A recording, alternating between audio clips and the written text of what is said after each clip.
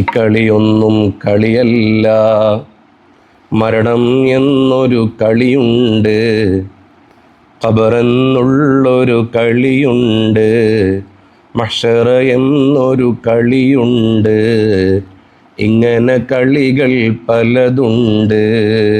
കുട്ടി കുട്ടി ശ്രദ്ധിച്ചോ, കുട്ടി കുട്ടി ഗൗനിച്ചോ, ഇക്കളിയൊന്നും കളിയല്ല, മരണം എന്നൊരു കളിയുണ്ട്.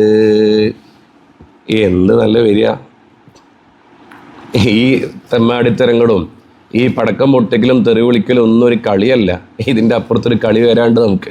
മരണം, ഖബറ്, മഹ്ശറ, ഹിസാബ്, അതാണ് യഥാർത്ഥ കളി. ആ കളിയിൽ ജയിക്കാൻ പറ്റണം.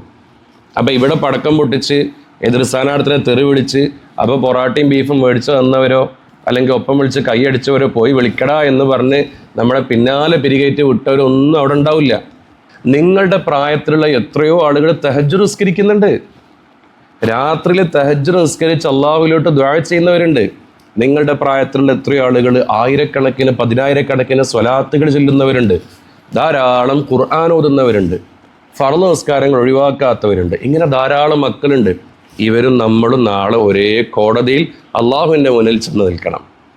അങ്ങനെ നമ്മൾ ചെന്ന് നിൽക്കുന്ന സമയത്ത് ഇവരൊക്കെ മിടുക്കന്മാരാണ്, അള്ളാഹുവിൻ്റെ അടുക്കൽ വലിയ സ്വീകാര്യത ഉള്ളവരാണ്. നമ്മളൊക്കെ പരാജിതരായിപ്പോയി.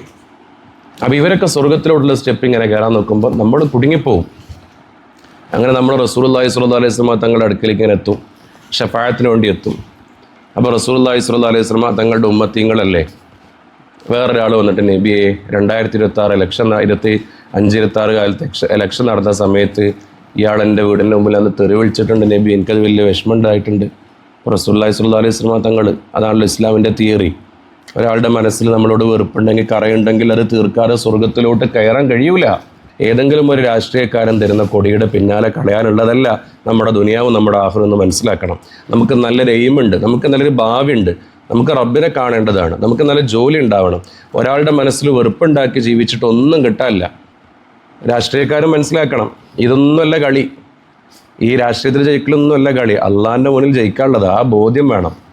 അപ്പം അതുകൊണ്ട് മനുഷ്യന്മാരെ ബുദ്ധിമുട്ടിപ്പിക്കരുതേ. എല്ലാ മതങ്ങളും എല്ലാ തത്വങ്ങളും പറയുന്നത് മനുഷ്യരെ ബുദ്ധിമുട്ടിക്കരുതേ. ജനാധിപത്യ സമ്പ്രദായം വന്ന് തന്നെ ജനങ്ങൾക്ക് ആധിപത്യം ഉണ്ടാവാനാണ്, അല്ലാതെ ജനങ്ങളുടെ മേലിൽ ആധിപത്യം ഉണ്ടാവാനല്ല.